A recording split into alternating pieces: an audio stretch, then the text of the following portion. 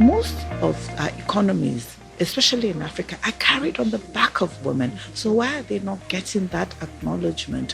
Why are they not at the forefront driving this change that we want to see?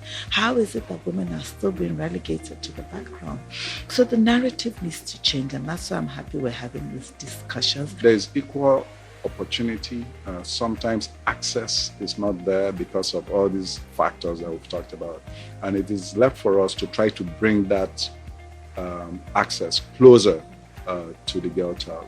This is probably one of the few events I've been to where we went beyond the challenges that women face and what women could do to change Africa's future. As far as the African story is concerned, you'll find that there's a cultural issue where it is still thought of for women to be at home, to be looking after their children and to be raising a family.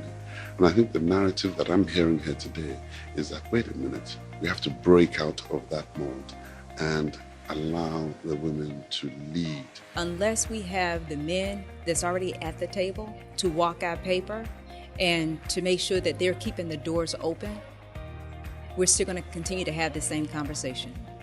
But the time has changed. I was quite encouraged by the fact that most of the women, all the women were saying that, we need men to walk beside us. We need men to help us. And we need to work with men and not against men. And I think this is what's the most crucial thing today.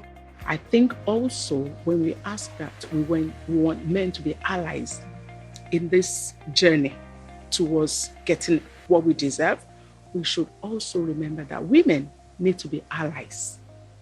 Are we helping one another enough before we even go out there to say we need help from the men? Traditional norms against the women were actually introduced by the women themselves. And to remove them, we've had to go to the women and convince them on the need to take them away.